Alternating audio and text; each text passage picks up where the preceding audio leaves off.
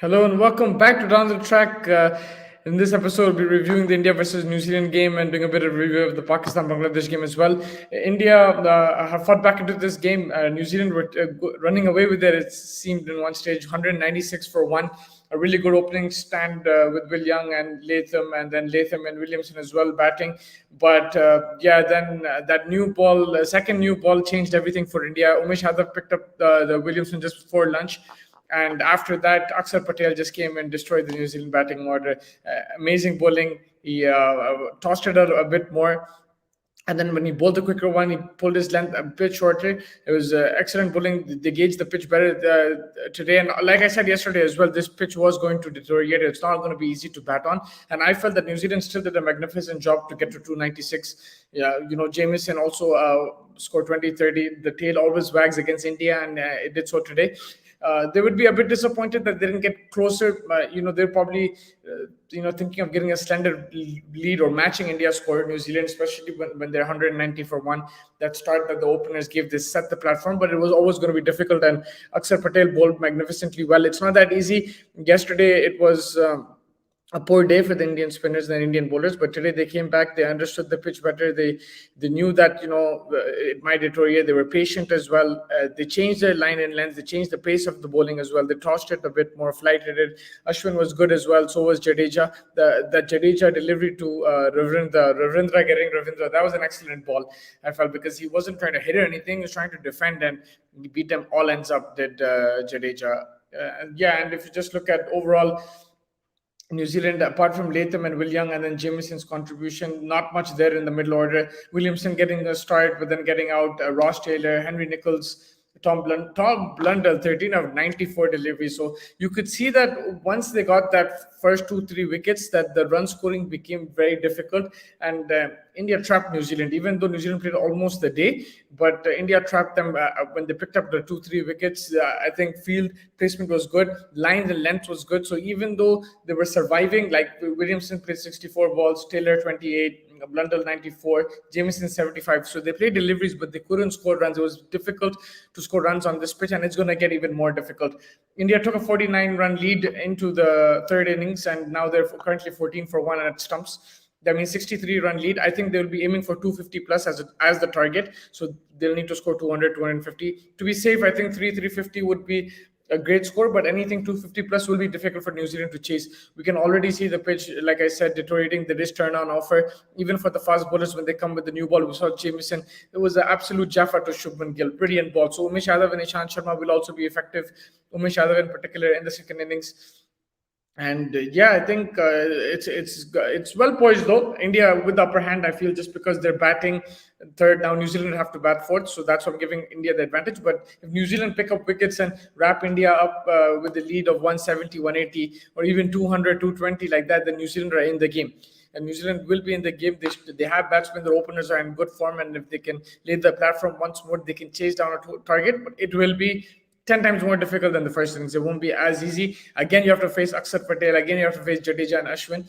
And I think India did well to select all three spinners, because they're constantly at you. Today, we saw the whole day, if they're not picking up wickets, they're tying up the runs. There was no room to breathe. They learned from yesterday, like I said, and it was outstanding bowling. Axar Patel, if you just look the way he combined with Bharat, super sub. He comes in because Saha had a stiff neck. He kept so well. A few stumpings there, a catch as well, caught behind, and he made sure he was very smart. Behind the stumps, he did drop a catch. He made a few mistakes here and there, but it's always difficult to keep in Indian conditions. But today he proved that he's there next in line. Rishabh Pant has competition, and especially in Indian conditions. He looks like a solid keeper. Now, after that, we'll see his batting when he does play Bharat. He's not playing this game, but when he does play, we will see his batting, and then we can judge him. But I think a priority for India has to be keeping first and then batting, because it makes a big difference. You saw today, if he didn't make those stumpings, if he didn't take those catches, then New Zealand would have probably taken the lead, because you're going to give them chances, they will capitalize.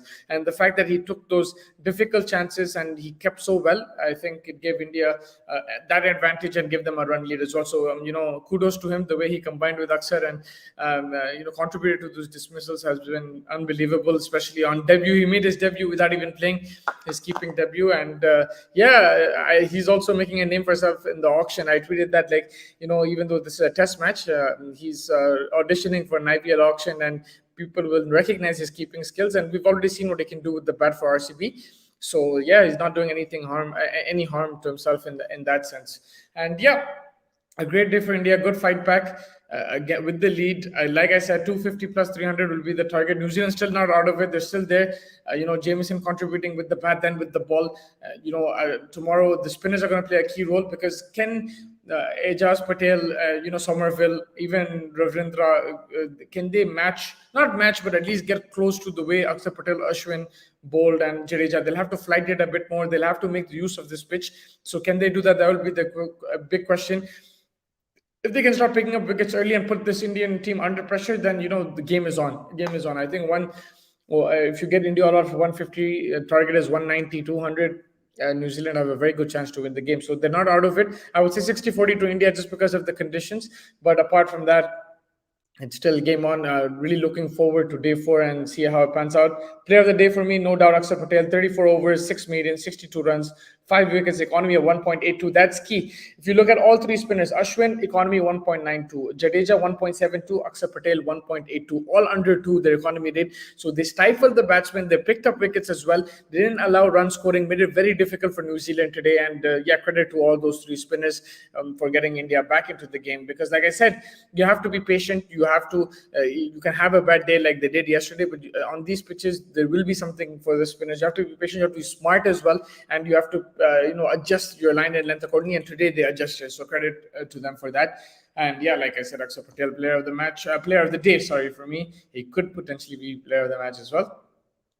And for New Zealand, if you look at it, the Latham, again, he's probably the unlucky not to make 100 player of the day from New Zealand's point of view. Batted really well. Jamieson, a close second with his contribution with the bat. It was a smaller contribution, but he picked up a wicket as well. But for me, it's Latham, 95, 282 balls. He played spin really well.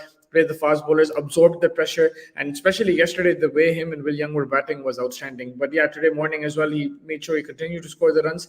It became a bit more difficult, and he did get out eventually, again a stumping, but a very good innings, and unfortunate to miss out on 100. I think that pretty much wraps it up for this game, for this day. Going into day 4, all to play for India and New Zealand. Really looking forward to it. I predict India to get a 300 lead, maybe score 250. It's not going to be easy, like I said, but that's what I'm predicting, and then get New Zealand all out for 200 or 180 like that. But if India do succumb under pressure and do collapse tomorrow, then New Zealand are in it. And I honestly feel even 170, 180 on this pitch to chase is difficult, but you're within a shout, especially when you have the experience of Ross Taylor and Williamson. So yeah, that's how it looks like for this game. If you just move on to the other game, Bangladesh versus Pakistan. Bangladesh getting all out for 330 thanks to Hassan Ali picking up a fiver. Great comeback, especially after that T20 drop catch. A lot of pressure on him, but he's shown that he's a talented bowler. I really like the way he bowled today. Reverse swung the ball as well. You utilize the second new ball as well, and he was fantastic, Hassan Ali. So credit to him for that, for coming back and picking up 5 wickets. He's an important bowler, and really good to see him improve.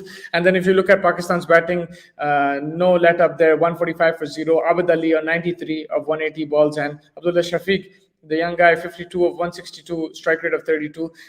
He struggled a bit against the spinners, but then he felt his way through. Abid Ali also helped him out, and it's been an outstanding partnership. Abid Ali showing he's a proper test batsman. Credit to Pakistan for backing him and sticking with him. And Abdullah Shafiq also, it was a risky call because he's replacing Imam. Imam has been a proven batsman for Pakistan in this format especially, but he's done well, 50 on 52 in his debut, I think. So yeah, outstanding for him there. And Pakistan dominating Bangladesh. There's no threat there, missing a leg spinner. Even their off spinners have not been effective, and it's going to be tough. Again, Pakistan are still 185 runs away, so Bangladesh can still get back into this game. We saw New Zealand were 150 for 0 against India. I know the Indian spinners are a different quality, but Bangladesh still have to have that belief and hope that 1 brings 2, 2 brings 3. So they'll have to set their fields accordingly, keep attacking the stumps, hold one end up, maybe use the India route where you stifle the batsman and then you pick up the wickets. That's also a route to go,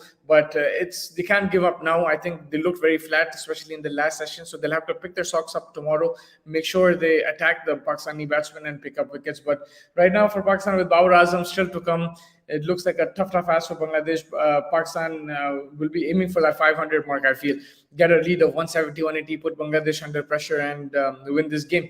That's what they're going to be looking at. There's still lots to play for. Like I said, 185 runs is a big gap. So let's see how Bangladesh come out tomorrow. It looks dicey right now, but they shouldn't give up.